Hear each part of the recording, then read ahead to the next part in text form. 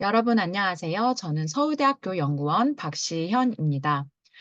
이번 시간에는 기후변화와 공진화에 대해서 알아보도록 하겠습니다. 오늘 우리는 무엇을 학습할까요?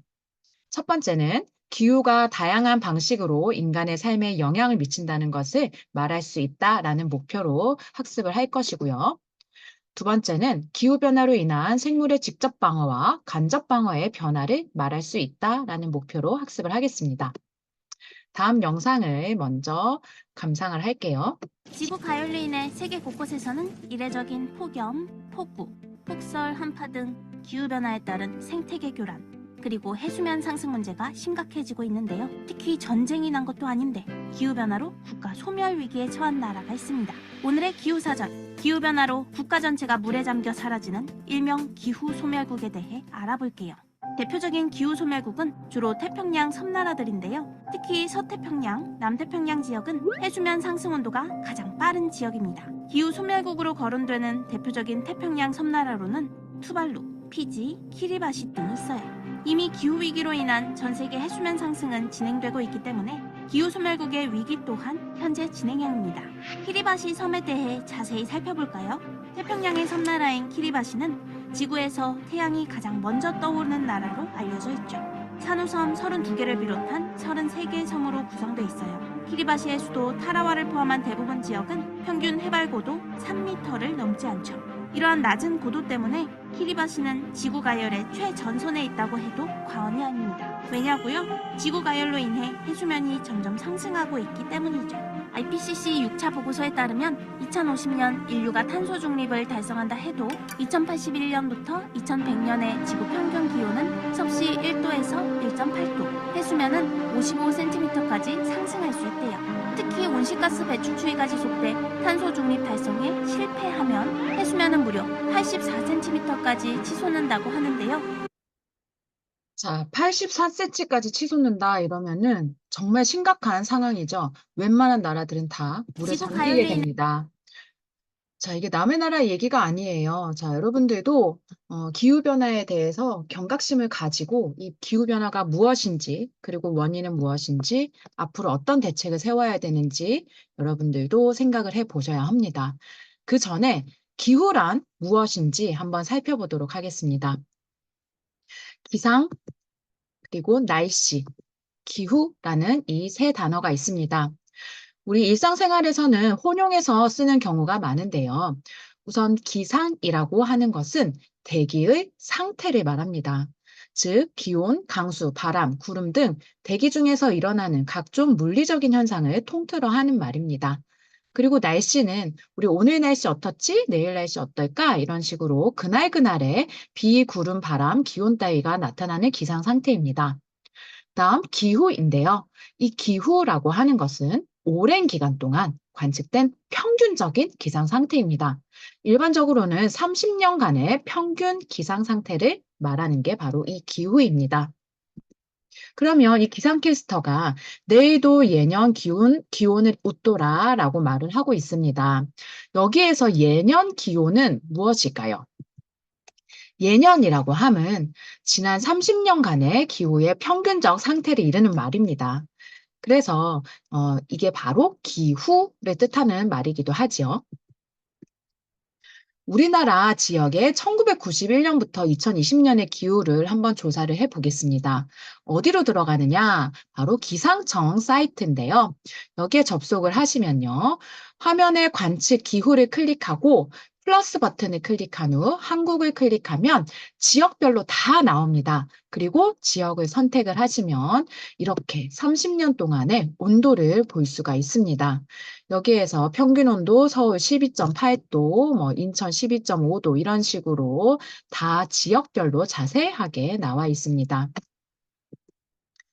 자, 우리 이 기후변화로 인해서 우리 삶에 어떤 영향을 미칠까요? 한번 볼게요. 하루에 커피 몇 잔 드십니까? 한국인들의 유별난 커피 사랑에 착한 커피, 반값 커피도 인기를 끌었는데요. 원두값 상승으로 곧 사라질 거란 소식입니다. 네, 천원 커피가 예전에는 있었습니다. 물론 지금은 사라졌습니다. 그 이유는요, 무엇일까요? 어, 하루에 바로 기후 변화 때문입니다. 이 기후 변화로 인해서 커피 원두 값이 상승을 했다고 해요. 그래서 1,000원으로는 도저히 마진이 남지 않는 구조가 돼버렸지요. 자, 이렇게 작게 커피 값에 영향을 미치는 정도가 있고요. 하루에 그다음 세계 기후 위기 현상도 나타나고 있습니다. 전 세계가 아주 뜨거워지고 있어요. 그리고 기후 극단적인 아주 그런 기후 변화가 일어나고 있는데요. 예를 들어서 중국 같은 경우에는 폭우랑 홍수로 해서 이재민이 72만 명이나 발생을 했고요. 그리고 일본도 마찬가지예요. 되게 심각한 산사태도 일어나서 많은 사람들이 이제 죽게 되었죠. 그리고 호주랑 미국도 굉장히 넓은 지역에 산불이 나서 한 몇 달 동안 산불이 계속 타고 있었죠. 계속 불이 타고 있어서 소화를 하지 못하고 계속해서 불이 난 그런 사례가 있습니다. 그리고 이라크도요. 50도 이상의 폭염이 계속되었습니다. 인도도 마찬가지고요. 이렇게 전 세계적으로 굉장히 기후가 불안하고 여러 가지 이벤트들이 많이 일어나고 있습니다.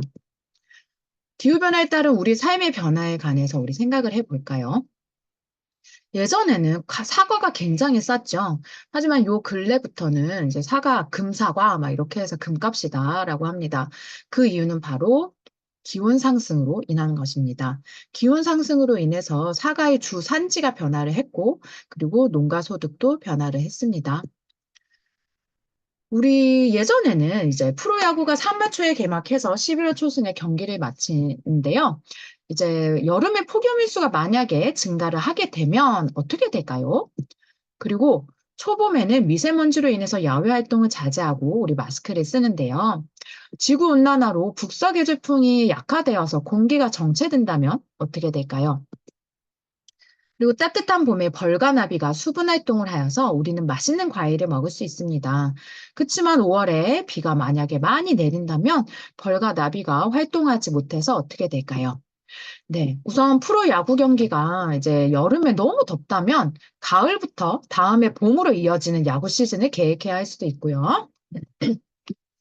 그다음에 미세먼지가 이제 북서 계절풍으로 인해서 이렇게 빠져나가야 되는데 공기가 정체돼 있다면 미세먼지 때문에 야외 활동을 하지 못하는 경우가 생깁니다. 그리고 5월에 비가 많이 내려서 벌과 나비가 활동하지 못한다면 이제 수분 수정이 이루어지지 않겠죠. 그래서 열매를 맺지 못하고 우리는 제철에 생산되는 과일을 먹지 못하는 경우가 생깁니다. 자, 6대 온실가스의 주요 배출원이 있는데요. 이 6가지 온실가스들이 지구 온난화의 주범들입니다. 이산화탄소보다 사실 메탄, 아산화질소, 수소불화탄소 등이 더 온실 효과를 더 많이 나타낸다고 해요. 하지만 이산화탄소 양이 다른 기체에 비해서 월등히 많기 때문에 우리는 이산화탄소를 주요 가스, 온실가스라고 부르는 것입니다. 그러면 이산화탄소는 화석 연료를 사용을 해서 이제 배출이 이루어집니다. 그리고 메탄은요, 쓰레기 더미, 그리고 소의 방귀에서 나오고요. 아산화질소는 석탄 및 비료 사용, 폐기물을 태울 때 나옵니다. 그리고 수소 불화탄소는 에어컨 냉매, 스프레이 사용으로 이제 나타나는데 이제 프레온가스라고도 옛날에 불렀죠. 그리고 과불화탄소, 반도체를 닦아주는 세제에 쓰입니다. 그리고 육불화학, 변압기 가전제품에 쓰입니다. 다음 영상을 보고 이제 문장을 완성을 해볼게요. 기후는 화산활동, 태양활동 등을 비롯한 다양한 자연적인 원인과 인간의 활동으로 변화합니다.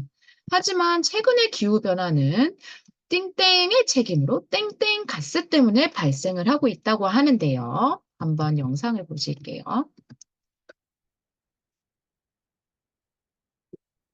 지금 전 세계에서 잇따르고 있는 기후 재앙은 예고편에 불과하다라는 세계 기후학자들의 경고가 나오고 있습니다. 유엔 산하의 IPCC라고 하는 기후 협의체가 7년마다 보고서를 내는데요. 내년에 6차 발간을 앞두고 실무 보고서를 공개를 했습니다. 핵심 내용을 보면 지금처럼 온실가스를 배출한다면 지구의 온도는 2040년이 되기 전에 산업화 이전과 비교를 했을 때 평균 1.5도 상승할 것이라는 예상인데요. 이전 보고서와 비교했을 때 기후재앙의 마지노선에 도달하는 시점이 10년이나 더 앞당겨졌습니다. 지구의 온도가 1.5도 높아지면 무슨 일이 일어날까요? 극한 폭염은 8배 넘게 증가하고 집중호우나 가뭄과 같은 기상이변도 최고 2배나 더 잦아질 거라는 분석인데요. 이번 보고서에서는 특히 기후변화의 주범을 인간으로 지목하고 있다는 점도 눈여겨볼 부분입니다. It is indisputable that human activities are causing climate change and making extreme weather events more frequent and severe. Strong, rapid, sustained reductions in carbon dioxide and other greenhouse gas emissions would be required to limit global warming. 자, 여러분들 2040년이면 얼마 안 남았죠? 이렇게 됐을 때 폭염 일수가 뭐 8배 넘게 증가를 할 수도 있고, 그리고 집중호우 등 이제 이상기후 현상이 많이 일어난다고 하는데요. 남일 같지 않습니다. 그리고 앞으로 곧 닥쳐올 미래입니다. 그렇다면 괄호 속에 어떤 게 들어가는지 한번 살펴볼게요. 기후변화는 누구의 책임으로? 네, 바로 인간의 책임으로 온실가스 때문에 발생을 하고 있습니다. 자, 다음은 민국이가 아침에 일어나서 학교에 도착하기까지의 행동인데요. 자, 여러분들도 마찬가지로 이런 행동들을 할 겁니다. 온실가스 증가에 어떤 영향이 있는지 한번 보도록 할게요. 민국이는 늦잠을 자서 아침에 일어나 곧바로 씻고 양치질을 했습니다. 너무 급해서 물에 틀어놓고 양치질을 했고요. 어제 산 옷을 입고 아빠 자동차를 타고 도착을 했어요, 학교에. 그리고 햄버거 가게에 들어가서 햄버거와 콜라를 사서 이제 빨대가 없어서 다시 들어가서 빨대를 받고 나왔대요. 그리고 문구점에 들어가서 실내화를 사고 학교에 도착을 했습니다. 굉장히 일상적인 우리의 생활 모습이지요. 근데 이것 또한 우리 온실가스 증가에 영향을 미치고 있다는 걸 알아야 할 것 같습니다. 바로 물에 틀어놓고, 자, 물은요, 물을 정수하는 데 있어서 우리가 강물을 그냥 마시진 않고 쓰진 않잖아요. 거기에서 에너지를 소비하게 되고요. 이 에너지는 바로 화석연료 사용해서 옵니다.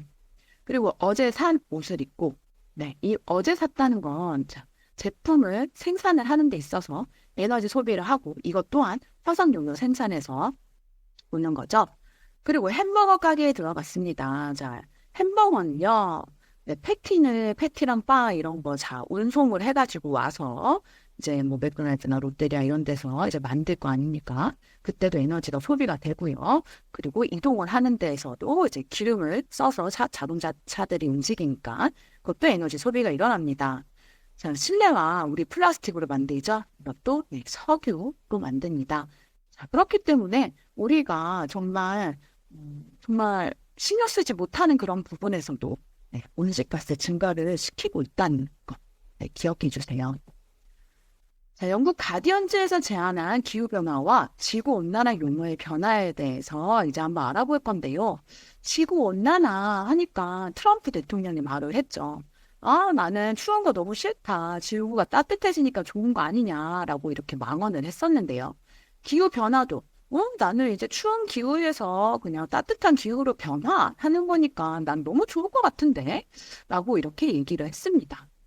근데 영국 가디언즈라는 이제 뉴스죠. 이제 뉴스에서 이런 말을 쓰면 안 될 것 같다. 왜? 사람들이 경각심을 가지지 못한다. 해서 바꾼 단어가 있습니다. 바로 기후 위기입니다. Climate Crisis라고 얘기를 하고요. 지구 온난화, 지구 따뜻해 하고 긍정적인 단어가 아니라 지구 가열, 글로벌 히팅이라는 말을 썼습니다. 그렇게 해서 요즘에는 기후 변화라는 말보다는 기후 위기라는 단어를 더 많이 쓰게 되고 있습니다. 그리고 지구 가열이라는 말들도 더 많이 쓰고 있더라고요. 자, 우리나라 평균 10년간 그리고 과거 10년간의 월별 평균 기온과 월별 강수량을 이렇게 가지고 왔습니다. 아까 알려드렸던 기상청에 보면 굉장히 방대한 데이터가 있다고 했죠. 거기에서 보면 월별 평균 기온은요, 실제로 최근 10년에 비해서, 과거 10년에 비해서 최근 10년 동안은 이 파란색 그래프 보시면 온도가 더 올라가 있는 것을 알 수가 있죠. 그리고 월별 평균 강수량은 어떤가요? 7, 8월에 보면 최근 10년이 더 증가했고요. 대신 5월, 6월에 보면 또 감소를 했습니다. 봄 가뭄이 일어났나 봐요. 자, 그러면 해석을 한번 볼게요. 최근 10년 동안 월별 평균 기온이 상승을 했고요. 여름철과 겨울철 월별 평균 감수량이 증가를 했고 5, 6월은 감소를 했습니다. 자, 그러면 자, 과거 10년의 평균 기온과 최근 10년 평균 기온을 고려했을 때 온실가스 배출량은 어떻게 될 거죠? 증가했을까요? 감소했을까요? 뭔가 바로 증가했겠죠. 당연한 얘기죠. 온실가스 양이 증가를 해서 평균 기온이 상승을 했고요. 따라서 최근 10년 동안 평균 기온이 올라가서 온실가스 배출량은 증가를 하게 되었습니다. 자, 기후변화 그래프를 토대로 해서 이제 개화 시기를 예측을 해볼 건데요. 자, 옆에 그림은요, 2021년 개나리 개화 시기인데요. 서귀포 개화 시기를 보면 3월 15일이에요. 3월 15일이고요. 서울에 그 개나리가 개화한 것은 3월 24일입니다. 그 이유가 무엇일까요? 그리고 기후변화 그래프를 토대로 개화 시기 변화를 예측할 수 있을까요?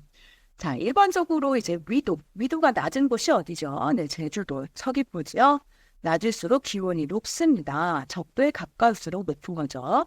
따라서 상대적으로 서울에 비해서 위도가 낮은 서귀포의 봄철 온도가 높아서 개화 시기가 빠릅니다. 그리고 기온 변화 그래프를 토대로 개화 시기를 예측한다면 우리나라 평균 기온이 상승하고 있으므로 개화 시기는 점점 빨라질 것이라고 예상할 수밖에 없지요. 네, 점점 빨라지고 있습니다. 사실 실제로도요. 제가 연구를 해보니까 네, 개화 시기 같은 것도 제가 연구를 해보니까 정말 많이 빨라졌더라고요. 나중에 추가 설명해 드리겠습니다. 자, 그 다음에 기후변화로 나타나는 기온 강수량, 개화 시기의 변화가 우리 생활에 어떠한 영향을 미칠까요?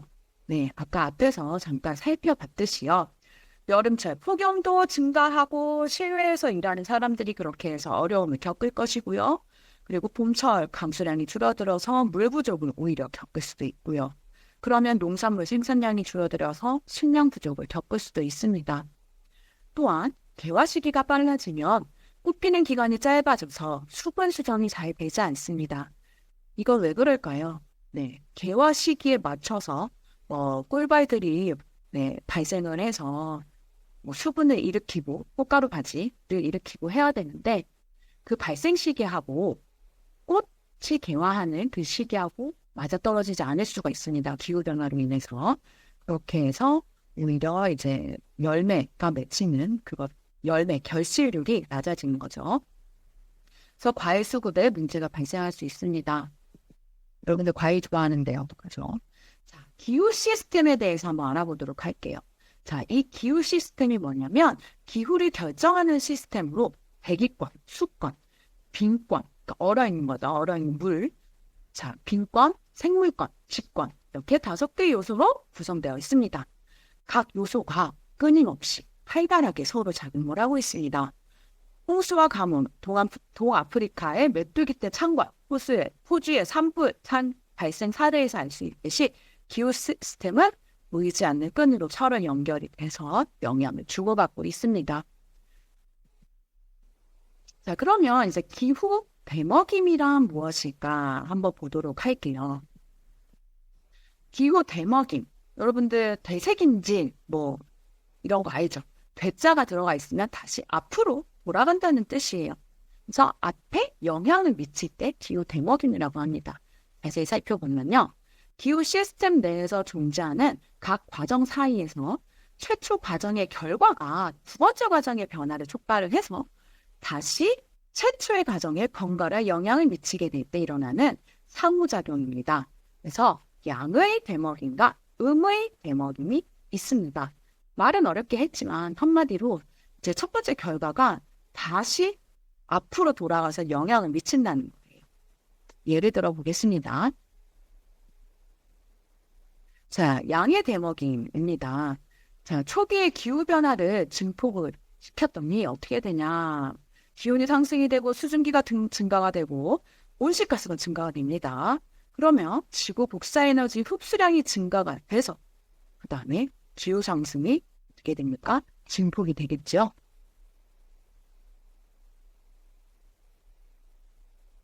자, 그래서 기후 상승 증폭, 이게 기후 상승 앞으로 몰아갔을 때 플러스 요인이 된다. 그렇게 해서 양의 대먹임이라고 합니다. 자, 이제 음의 대먹임을 보도록 하겠습니다. 자, 기후 변화를 참 어떻게 하는지 봅시다. 기온이 상승이 됐어요. 그다음에 수증기가 증가가 됐고 구름이 증가가 됐습니다. 똑같은 이제 원인에 의해서 하나는 이제 온실가스가 증가가 돼서 양의 대먹음이 일으킨 것이고 하나는 이제 구름이 증가가 돼서 지금 태양 국사 에너지 반사 증가가 일어납니다. 그렇게 했을 때 이제 기후 상승을 억제할 수가 있겠죠. 자, 그러면 앞에 두 가지의 원인은 똑같은데 왜 다른 결과가 나타나느냐? 네, 두 가지 결과가 나타날 수가 있습니다. 그렇게 해서 플러스 마이너스 해서 제로가 될 수도 있는 거고요. 어쨌든 나눠서 생각을 하게 되면 이제 온실가스의 증가는 기온 상승을 일으키고 구름의 증가는 기온 상승을 억제하는 작용을 하는 음의 대먹임이 발생한다는 것을 알 수가 있습니다. 자, 기후 대먹임 현상에 대해서 좀 더 탐구를 해보도록 하겠습니다. 기후 대먹임을 양의 대먹임과 음의 대먹임으로 구분을 해보도록 하겠습니다. 자, 기온이 상승했습니다. 그렇게 해서 북극과 남극 그린란드의 해빙과 육빙이 감소해서 어떻게 되었을까요? 네, 지표 반사율이 감소하게 됩니다. 지표 반사율이 감소한다는 말이 뭐냐면 이제 빛이 들어왔을 때 얼음이나 눈 같은 경우는 하얀색이죠. 그렇게 해서 빛을 바로 반사를 시켜버리죠. 그렇게 했을 때 온도가 올라가지 않고 근데 만약에 눈이나 얼음이 녹아서 없어졌어요. 그렇게 되면 지표 반사율이 감소를 하겠죠. 그러면 흡수를 한다는 말입니다. 흡수를 하니까 어떻게 될까요? 네, 바로 기온이 상승하게 됩니다. 양의 대먹임이 되겠죠. 이번에는요, 기온이 상승을 했어요. 그리고 영구 동토층의 손실이 일어납니다. 자, 여기서 영구 동토층이 뭘까요? 네, 바로 2년 이상 이 땅이 0도 이하로 유지되는 그 땅을 말합니다. 바로 영구 동토층이라고 하는데요. 요즘에는 이 영구 동토층이 많이 녹고 있습니다. 사라지고 있는 거죠. 0도 이상이 돼버리는 거니까. 그렇게 했을 때 이 영구 동토층은 메탄을 굉장히 많이 저장을 하고 있습니다. 탄소를 많이 저장을 하고 있다는 거죠. 그때 막대한 메탄이 배출이 되게 되겠죠. 그러면 어떻게 될까요? 기온이 상승할까요? 아니면 하락할까요? 자, 바로 상승을 하겠죠. 그래서 양의 대먹임입니다. 다음 두 번째 볼게요. 아한테 산림이 파괴되었습니다. 그러면 산림의 이산화탄소 흡수량이 감소를 하겠죠. 나무는 이산화탄소를 이용해서 광합성을 하니까요. 그런 다음에 기온이 상승하게 됩니다. 그리고 나서 건조해지고 산불이 나요. 그러면 산불이 난다고 하는 건 다시 산림이 파괴된다는 거지요. 이 파괴를 더 부추기는 효과를 가지니까 바로 양의 대먹임이 일어나는 거겠죠. 다음 세 번째, 열대우림이 파괴되었습니다. 그러면 나무가 이제 광합성도 하지만 증산작용도 하잖아요. 증산작용이 이제 감소를 하겠죠. 그러면 강우량도 감소를 합니다. 그러면 다시 건조해져서 산불이 더 잘 발생을 하겠죠. 그러면 열대우림이 다시 불에 타버리니까 다시 파괴가 일어나는 양의 대먹임이 일어나게 됩니다. 자, 우리 몸은요, 항상성을 가지고 있습니다. 한마디로 우리가 체내의 온도를 항상 유지를 하듯이 이제 뭐 바깥 온도가 춥든 덥든 우리는 항상 온도를 유지를 하죠. 체온을. 자, 우리 지구도 이런 항상성을 가지고 있는데요.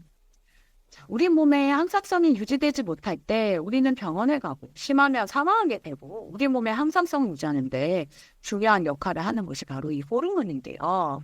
우리 몸의 항상성을 유지하는 호르몬이 있다면 지구의 기온을 유지하는 역할을 하는 것이 기후 대먹임이라고 합니다. 만약 양의 대먹임과 음의 대먹임의 균형이 깨져서 한쪽으로 치우치고 된다면 어떻게 될까요? 지금 바로 일어나고 있는 현상이죠. 예. 기후변화죠. 양의 대먹임이 음의 대먹임보다 강화된다면 지구의 평균 기온은 어떻게 될까요? 네, 바로 상승을 합니다. 음의 대먹임이 양의 대먹임보다 강화된다면 지구 평균 기온은 하강합니다. 네, 음의 대먹임이 살짝 더 강화돼야지 될 것 같습니다. 요즘에는. 자, 이제 티핑 포인트라고 하는 게 있는데요. 네, 영어죠. 티핑 포인트. 자, 여기에서 티핑 포인트는 뭐냐? 이렇게 열심히 공을 굴려서 여기 티핑 포인트까지 갑니다. 가고 나서 다시 쭉 내려간 요 꼭대기 지점을 말하는데요. 이 티핑 포인트는 안정한 상태의 기후 상태에서 급격한 변화를 통해서 또 다른 안정된 상태로 바뀌게 되는 임계점을 말합니다. 자, 기후과학자들은요, 지구 평균 기온이 상승을 했을 때 어떻게 되느냐? 바로 북극, 남극, 그린란드 해빙과 육빙이 소멸이 되고 영구 동토층 손실이 일어나고 안데 산림이 파괴되고 아마존 열대우림이 파괴되고 열 연순환의 변화가 일어나게 되고 산호초 파괴가 일어난다고 말하고 있습니다. 이 열 연순환의 변화는 무엇이냐면 이제 그 해수의 염분의 밀도에 의해서 순환이 일어나는 것을 말하고 있습니다. 염분 밀도가 조금씩 다 다른데요. 밀도가 높은 물일수록 가라앉겠죠. 자, 그런 식으로 순환이 일어나면서 이제 변화가 일어났는데 요즘에는 그 해빙하고 역빙이 많이 녹아내리고 있잖아요. 빙하가 많이 녹아내리면서 짠 물이 좀 덜 짜게 됐어요. 그래서 이 염순환의 변화가 일어나고 있다고 합니다. 그리고 산호초들도 많이 이제 사라지게 되죠. 없어지게 되죠. 그러면 이제 그 산호초에서 살아가는 동물들이 영향을 받게 될 것이고요. 아무튼 심각한 문제가 일어나고 있습니다. 이렇게 해서 양의 대먹임 현상이 강화되어서 기온이 급격하게 올라가게 되는 기후 TP 포인트를 초래할 것으로 생각을 하고 있습니다. 자, 우리는 이제 이렇게 해서 생태계 평형의 위협을 받게 되는데요. 자연 생태계는 신중한 균형을 유지하면서 지속 가능한 시스템으로 기능하고 있습니다. 한마디로 이 생태계, 이 지구는요, 굉장히 자기 관리를 잘하고 있었어요.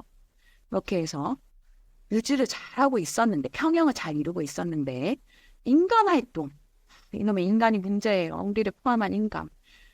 이러한 평형을 깨트리면서 많은 생물들이 서식지를 잃고 생태계가 파괴가 되고 있습니다. 이는 우리에게 심각한 환경적, 경제적 피해를 줄 수도 있고요. 심각하게 더 나아간다면 인간의 멸종까지도 생각해 볼 수 있겠죠. 끔찍하죠. 네, 이번엔 제가 어떤 연구를 했는지, 이게 기후변화랑 어떻게 연관이 되는지 설명을 해보도록 하겠습니다. 저는 이제 지방울덩굴이라는 식물이 이런 하천변에 살고 있습니다. 이런 지방울덩굴에 대해서 연구를 했고요. 네, 오른쪽 그림을 보시면 이거는 지방울덩굴을 여기 온실에 가지고 와서 화분에다가 심은 다음에 이렇게 육각형 모양의 OTC라고 하는 챔버에서 키웠습니다. 오픈탑 챔버라고 하는데요. 여기 위에가 뚫려 있기 때문이고요. 그다음에 여기 이산화탄소 가스를 일정량을 주입을 해줍니다. 지금 현재의 이산화탄소는 대기 중에 400ppm이 있습니다. 네, 저희가 실험을 할 때는 이 이산화탄소를 이 컨트롤러로 맞출 때 540ppm으로 맞춰서 주입을 했습니다. 물론 오픈탑이니까 여기 이산화탄소가 여기 하얀색 이 관을 통해서 구멍이 뽕뽕 뚫려 있습니다. 이 관을 통해서 이렇게 공급이 되지만 위에 뚫려 있으니까 자연스럽게 그냥 이렇게 주변으로 퍼지게 되겠죠. 그래서 자연을 모방한 그런 챔버입니다. 그렇게 해서 여기는 이산화탄소 540으로 맞춰준 거, 그 다음에 다른 곳은 이산화탄소 가스가 없는 곳은 그냥 일반적인 400ppm이겠죠. 그런 400ppm에 맞춰진 그런 챔버에서 식물을 키워서 이 식물이 어떻게 자라는지 생장을 보았습니다. 자, 우선은 지방울덩굴에 대해서 잠깐 살펴볼게요. 이 지방울덩굴은 덩굴성 식물이고요. 이런 예쁜 꽃이 핍니다. 이 꽃 안에는요, 이제 얘는 타과 수분을 하기 때문에 곤충이 들어와서 여기 꽃가루 바지를 해줘야지 열매가 맺히는 꽃입니다. 그리고 이 지방울 덩굴만을 먹는 바로 꼬리명주나비가 있습니다. 이 꼬리명주나비 애벌레는 다른 걸 먹지 않아요. 이 지방울 덩굴 잎만 먹습니다. 그렇게 해서 유일한 먹이식물인데 이 꼬리명주나비는 우리나라 사람들이 굉장히 좋아해요. 그래서 국적, 그러니까 나라의 꽃, 뭐 나라의 나비, 뭐 이런 것처럼 국적, 나라의 나비란 뜻이죠. 한자로. 이 나라의 나비로 우리 한번 이 꼬리명주나비를 해볼까 시도까지 해봤습니다. 그 정도로 예쁘고 날아다니는 모양이 아주 우아합니다. 하지만 얘는 vulnerable species, 즉 취약종인데요. 이 취약종을 보호하기 위해서 덩달아서 먹이식물인 지방호 덩굴도 보호를 해야 되겠습니다. 물론 이 자체도 취약종이긴 합니다. 서식지가 굉장히 급감하고 있습니다. 자, 아까 그 챗바에서 CO2 농도로 이렇게 농도를 높였을 때 키웠었고요. 그 다음에 높이지 않은 상태로 키웠을 때 어떤 변화가 있었을까요? 네, 바로 높은 CO2에서 자란 지방호 덩굴의 줄기 길이 절간은 이거는 줄기를 보면 마디가 있잖아요. 그 마디와 마디 사이를 절간 길이라고 합니다. 잎 크기 그리고 가지 발달이 크게 감소하는 것을 알 수가 있었습니다. 높은 CO2 조건에서는 이렇게 기공 전도도와 생화학적 구성의 특정 변화로 인해서 생육이 저해될 수 있습니다. 높은 CO2 농도는요, 이렇게 해서 지방울 덩굴의 지상부 생장을 방해하는 것을 알 수가 있습니다. 여기 그래프를 자세히 보시면 400ppm일 때 이제 줄기 길이가 더 길다는 것을 알 수가 있고, 500ppm일 때는 이 이제 400ppm보다 평균값이 작아진 걸 알 수가 있죠. 그리고 총 연면적도 이거는 면적, 그러니까 잎을 면적을 전부 다 더한 거예요. 이 면적도 굉장히 높은데 540을 낮다는 것을 알 수가 있죠. 그래서 상장을 방해합니다. 근데요, 선생님, 이거는 CO2는 강합성하는데 너무너무 필요해서 더 잘 자라는 거 아닌가요? 라고 이제 의문을 가지는 학생들이 있습니다.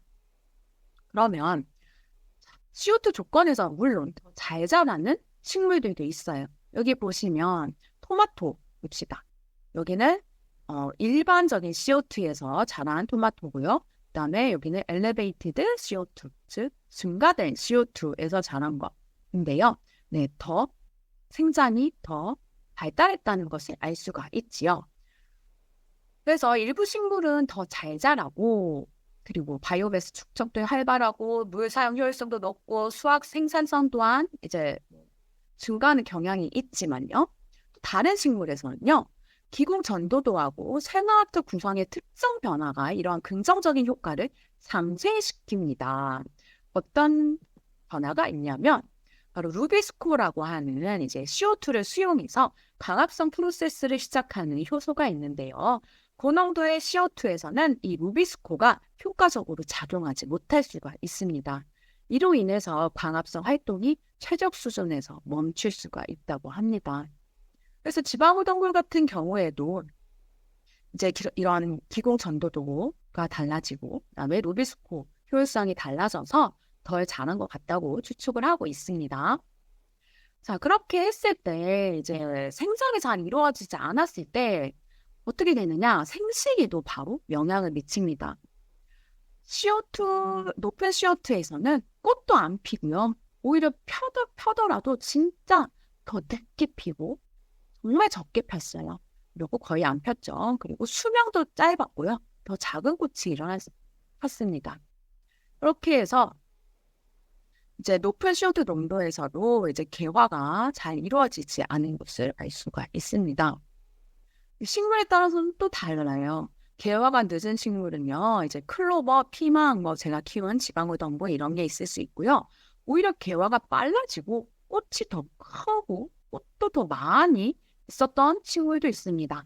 바로 포도나무, 이건 포도가 아니에요. 포도나무, 거베라, 연꽃 이런 식물들은 오히려 이제 기후 변화에 있었을 때 더 잘 자라게 되는 그런 식물일 수도 있겠죠. 네, 꽃소명 이런 것도 보시면 여기 400pp에서 굉장히 길었는데 여기는 짧은 걸 알 수가 있고요. 자, 근데 더 신기한 거 봅시다. 여기 지방울 덩굴은요, 유성생식, 꽃으로 하는 생식 말고도 무성생식, 즉 뿌리 싹이라고 하는 뿌리에서 싹이 올라오는 이제 엄마와 똑같은 유전자를 가진 거죠. 그런 뿌리 싹도 발달을 하고요. 이렇게 해서 무성생식도 활발하게 일어납니다. 근데 이 CO2가 많은 환경에서 유성생식보다는 무성생식이 활발하게 일어난다는 사실을 알게 되었어요. 그래서 지하경이 발달을 했고요. 지하경이라고 하는 것은 이제 지하에 있는 줄기를 말해요. 줄기 경자죠. 그래서 라이좀이라고 하는데요. 그리고 뿌리싹 같은 지하부로 이제 높은 CO2에서는 자원 할당을 그 지하부 쪽으로 더 많이 돌린다라는 것을 추측할 수 있습니다. 그럼 한 가지 생각을 해볼까요? 지하부로 축적이 되면서 무성생식이 활발하게 이루어진다면 이 지방울 덩굴이라는 이 아이의 유전자 다양성은 어떻게 될까요? 네, 바로 낮아집니다. 무성생식이 늘어나게 되면서 유전자 다양성이 낮아지게 됩니다. 유전자 다양성이 낮아진다는 말은 무엇일까요? 나중에 배우도록 할게요. 다음, 기후변화와 개화에 대해서도 연구를 했습니다. 이번에도 같은 지방울 덩굴 가지고 연구를 한 케이스인데요. 2023년과 2022년, 1년 차이지만 뭔가 개화에도 변화가 있었습니다. 이게 파란색 그래프는요, 2022년이고 주황색 그래프는 2023년인데요. 여기 보시면 이제 2023년에 개화가 뭔가 빨라졌죠. 여기 빨라졌다가 더 많이 폈죠. 여기 부분에 더 많이 폈다가 점점 개화가 이제 줄어들고요. 여기 보면 개화가 최고 피크에 이르는 개화가 이렇게 나타나게 됩니다. 그러면 개화가 조금이라도 빨라지고 더 많은 꽃이 더 앞선 날짜에 편다는 것을 확인할 수가 있었습니다. 적산 온도까지도 제가 계산을 해봤어요. 바로 이 적산 온도가 무엇인가? 이제 특정 기간 동안 특정 온도 이상으로 올라간 날의 평균 온도를 누적한 값이고요. 이제 주로 농작물과 이제 농사 지을 때 이 적산 온도를 굉장히 많이 씁니다. 그래서 이 기상청의 방대한 데이터 중에 하나가 바로 적산 온도인데요. 이제 생육에 필요한 열량을 나타내기 위한다라고 생각을 하면 됩니다. 이제 꽃이 피기 위해서 이 온도들이 축적이 돼가지고 이제 꽃이 팡 하고 피게 되는 그 온도를 찾은 것인데요. 기준 온도를 뺀다고 했어요. 그래서 가을 채소와 같이 저온에서 자라는 것들은 5도씨를 뺍니다. 그리고 일반적으로 온대지방의 여름철 작물은 10도 정도를 빼고요. 그다음에 고온을 필요로 하는 작물은 15도를 뺍니다. 이게 무슨 말인지 한번 예를 들어서 살펴볼게요. 이거는 이제 그 적산 온도를 기상청에서 가지고 온 건데요. 여기 왼쪽 보세요. 2024년도 이제 첫 번째 날, 이게 바로 1월 1일이라는 뜻이에요. 그 다음에 1, 2, 3, 4, 5, 6, 7, 8 이렇게 해놓은 것은 1월 1일, 1월 2일, 1월 3일, 1월 4일 이렇게 쭉 이제 날짜를 1부터 365일, 5 숫자까지 이렇게 순서대로 나타난 것을 말합니다. 이렇게 해서 제가 기준점 온도를 5도씨로 잡았어요. 이 지방울 덩굴을 기준점 온도를 5도씨를 잡고요. 그럼 생각해 보세요. 1월 1일은 날씨가 춥잖아요. 그래서 마이너스예요. 그래서 마이너스 빼기 5 이렇게 해봤자 어차피 마이너스니까 여기서 0으로 표현을 했습니다. 0으로 표현을 했고요. 자, 이렇게 좀 따뜻해집니다. 따뜻해지면서 13.55도가 됐습니다. 요 45일째 되는 날. 13.55도가 된 날부터 8.5, 왼쪽 밑에 보세요. 8.5 이렇게 쭉 있지요. 그렇게 해서 이제 102일째 되는 날 보면은 이제 이게 누적된 온도예요. 그래서 적산 온도를 누적 온도라고도 했잖아요. 그래서 이 누적된 온도가 163.25, 그다음에 그 다음날 176.35, 뭐 이런 식으로 그 하루하루의 온도가 계속 더해집니다. 이해 가실까요? 그렇게 해서 이제 지방울 덩굴이 언제 개화가 되는지를 제가 날짜를 추측한 게 아니라 이제 야외 조사를 통해서 매일매일 5월 달쯤 해서 이제 5월 중순 넘어서 얘가 꽃이 핀다는 걸 알고 있었기 때문에 제가 매일매일 가서 언제 꽃이 피나 하고 조사를 했습니다. 그때 드디어 꽃이 폈다라고 하는 날짜가 2024년에는 5월 27일이었어요. 그러면 147이라는 그 숫자를 찾으면 되는데요. 여기서는 제가 146이라고 했는데, 네, 146, 이게 틀렸어요. 146이고요. 자, 그렇게 했을 때 743.75라고 하는 것을 알 수가 있었습니다. 그럼 얘는 적산 온도가 743.15구나. 743.15 적산 누적이 되었을 때 지방울 덩굴이 꽃이 피겠구나 하고 알 수가 있겠죠. 그럼 이 적산 온도를 계산을 하면 예전 과거부터 해서 얘가 꽃이 언제 폈는지를 알 수가 있을 겁니다. 그래서 1908년부터 이제 기상청에 데이터가 다 있더라고요. 그래서 적산 온도를 다 구해봤어요. 도대체 740부터 750이 되는 이 적산 온도가 몇 월 며칠인가 라고 했을 때, 네, 1908년도는요, 보면은 6월 22일쯤이더라고요. 그리고 점점 이렇게 변화가 조금씩 있습니다. 이렇게 변화가 있는데, 날짜가 점점, 네, 일찍 꽃이 피고 있어요. 보면 아시겠죠? 그렇게 해서 2024년에는 5월 27일까지 이렇게 날짜가 빨라졌습니다. 네, 약 100년 좀 넘었는데요. 100년 동안 지방우덩굴 꽃이 100년 전에는 6월 21일에 폈던 게 지금은 거의 한 달 가까이 빨라진 것을 이 연구를 통해서 알 수가 있었습니다. 그 다음에 이제 지방울덩굴의 개화 시기와 수분 매개자의 발생과의 관계에 대해서 한번 볼게요. 아까 잠깐 설명했었는데 기후변화랑 이제 수분 매개자 그리고 이 꽃 개화 시기랑 관련이 있다고 했죠. 영향을 미친다고 했죠. 그렇게 해서 제가 이제 지방울덩굴 수분 매개자에 대한 실험을 했었는데요. 이거 저예요. 열심히 지방울덩굴 꽃을 따고 있습니다. 이렇게 따와서 아까 요 꽃 안에 수분 매개자가 들어간다고 했죠. 이 꽃 자체는 한 3, 4cm? 그리고 요 동그란 요거 자체는 여기 있네요. 현미경 보세요. 오른쪽. 이 꽃 자체는 5mm 정도 지름입니다. 굉장히 작은 꽃이에요. 그 안에 수분 매개자가 들어 있습니다. 그걸 다 일일이 다 관찰을 해봤고요. 지방우덩굴 꽃은 이렇게 예쁘게 펴니다. 간단히 설명을 하자면 암술 단계가 있고요. 자이노스테미움이라고 해서 여기 보면 여기 암술이 발달을 하고 나서 시간차가 있어요. 그리고 수술이 발달을 해요. 같은 꽃입니다. 이 같은 꽃인데도요.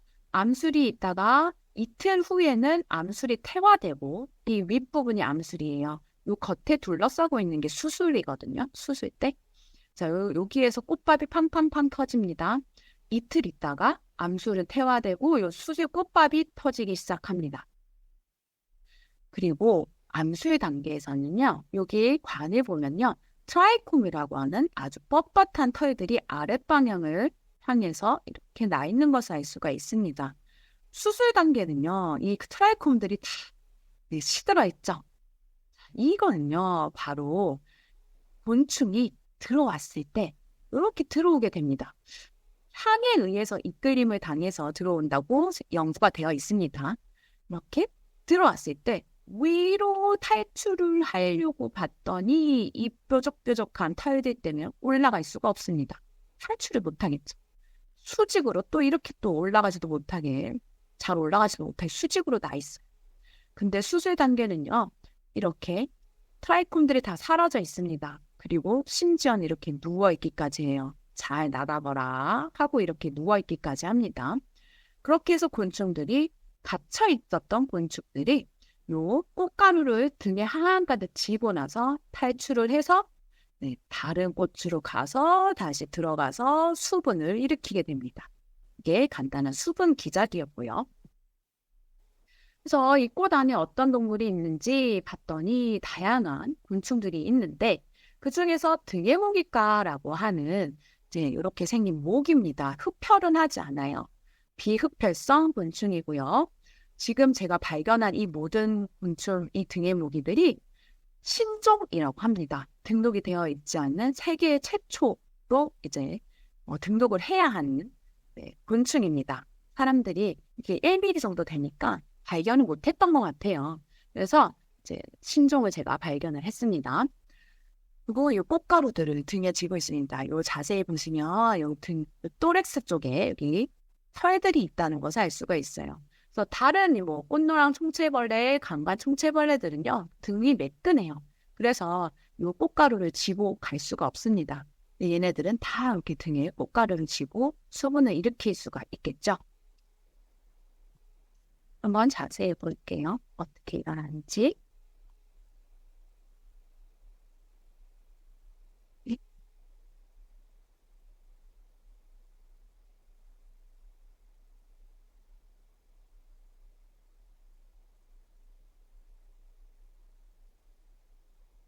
꽃을 이렇게 제가 이게 핀셋입니다. 여기 보시면 굉장히 크게 보이죠? 핀셋이. 꽃을 열었을 때 이렇게 등에 무기가 한가득 들어있는 거 알 수가 있습니다. 그때 발견한 게 7마리. 그러면 등에 꽃가루를 묻히고 있죠. 여기 보세요. 너무 흔들렸어요. 수전증이 있어가지고.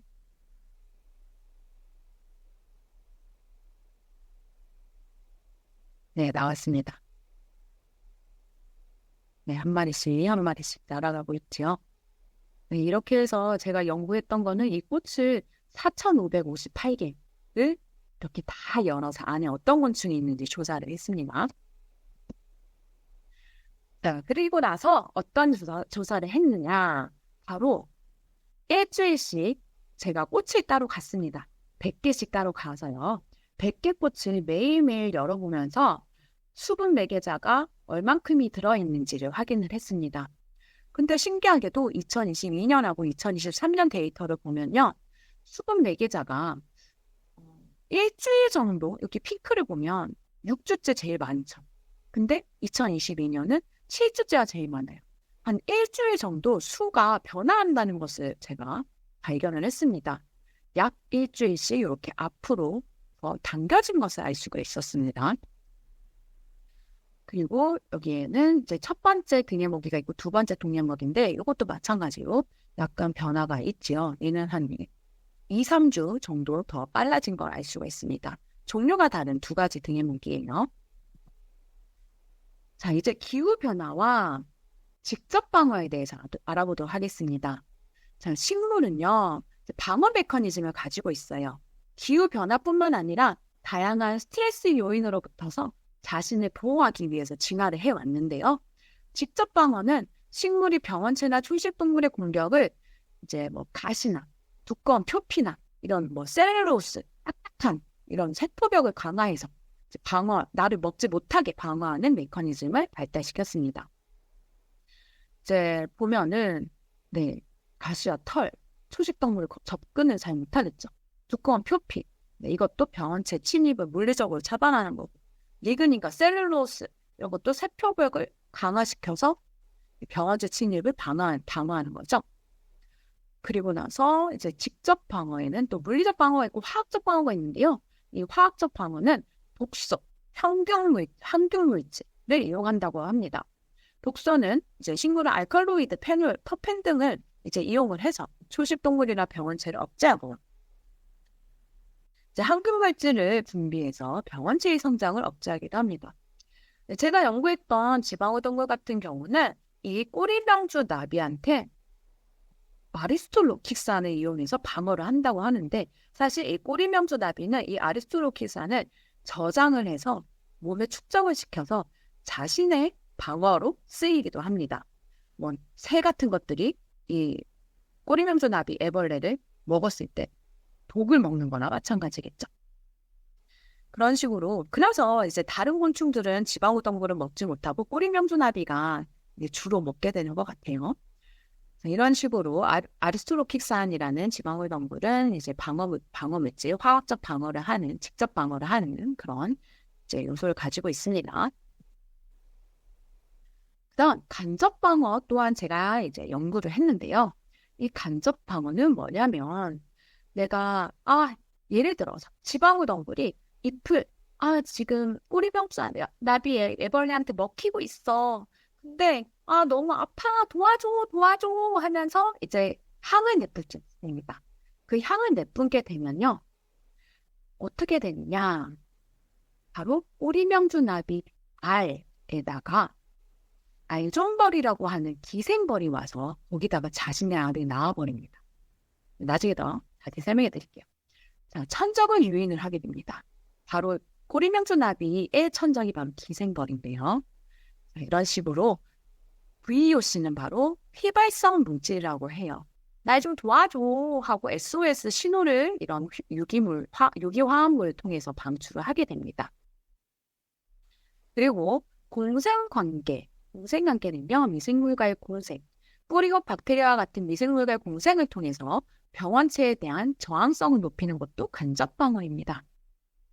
예를 들어서 뿌리고 박테리아가 지수 고정한다는 건 아시죠?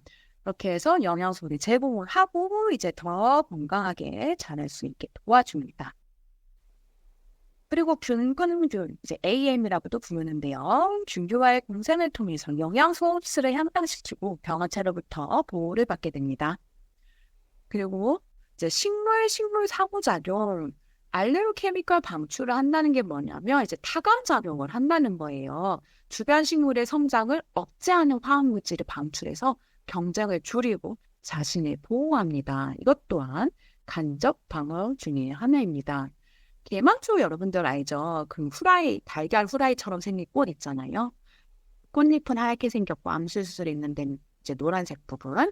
네, 그 개망초도 이제 자기 타감 작용이 있어요. 그래서 알레로케미컬을 방출을 한다고 해요. 그래서 자기가 그 다음 해에 일어날 그 개망초의 발화를 억제한다고 합니다. 워담이었습니다.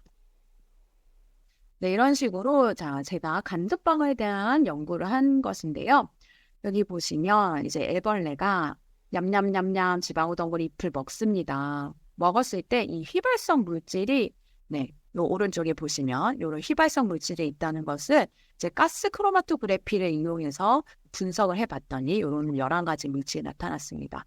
이 물질들이 이용을 해서 공개 중 나갑니다. 이 알종벌들을 유인한다는 것을 실험을 통해서 확인할 수가 있었습니다. 그렇게 했을 때 이 알종벌들이 이 꼬리명주나비가 이렇게 예쁘게 낳아놓은 알에다가 자신의 알을 낳아서 거기에서 알이 애벌레가 되어 이 안에 있는 영양분, 단백질, 즉 꼬리명주나비 알 안에 이제 애벌레가 되어야 하는 그것들을 먹으면서 안에서 성체로 깨어나게 되죠. 그래서 이 알들을 이제 기다렸어요. 꼬리명주나비 애벌레가 언제 나오나 하고 기다렸는데 애벌레는 나오지 않고 이 알종벌들이 무수히 많이 나오더라고요. 성체가 되어서 나왔으니까. 이런 식으로 간접 방어를 하게 됩니다.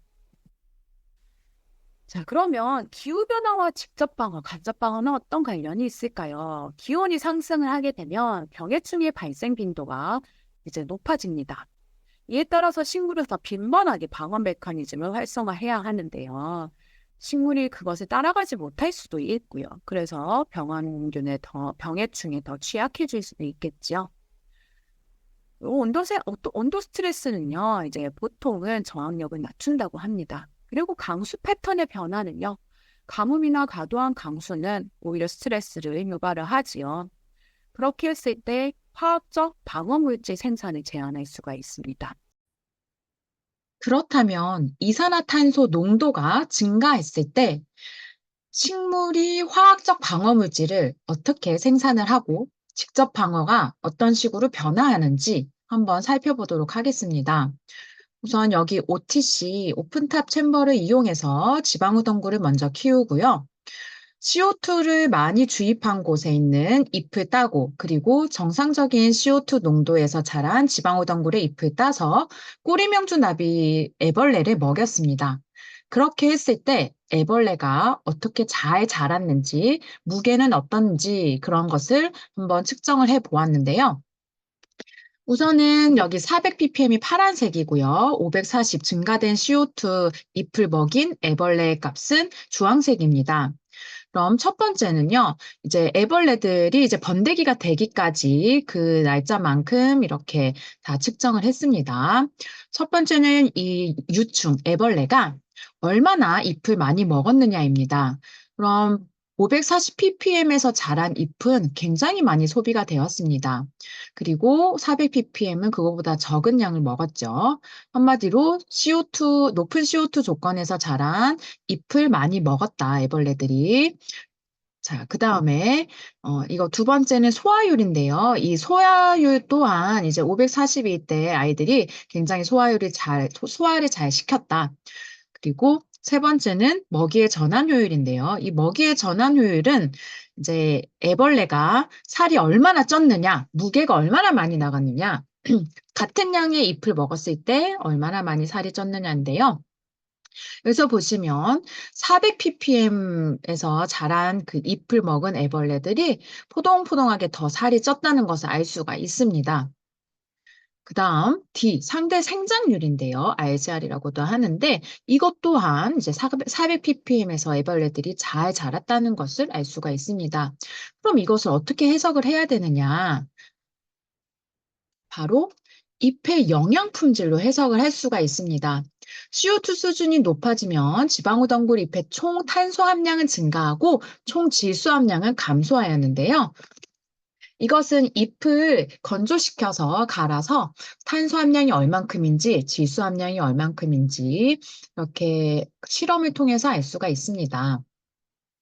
보시면 이제 질소 양이 더 많으면 잎의 품질이 높다라고 할 수 있어요. 연하고 그리고 이제 이걸 먹었을 때 몸무게도 많이 늘어나고요. 하지만 CO2 수준이 이제 높아졌을 때는 보시면 그 CN 비율이라고 해서 탄소 대 질소예요. 그러면 이 비율이 높아짐을 알 수가 있어요. 그러면 C의 비율이 높아지고 N의 비율이 낮아진 거겠죠? 이렇게 탄소, 질소의 비율을 통해서 이 잎의 영양 품질 정도가 이제 더 낮아짐을 알 수가 있었습니다. 이 말은 뭐냐면 애벌레 무게 1g을 늘리기 위해서 높은 수준의 CO2 잎에서 자란 잎은 더 많이 먹어야 된다는 거예요. 그렇게 해서 먹이 효율이 감소가 되었죠. 그만큼 그리고 많이 먹어야 되고 그러면 지방울 덩굴은 더 많은 피해를 받게 되죠. 하지만 애벌레들은 덜 자라게 되고요.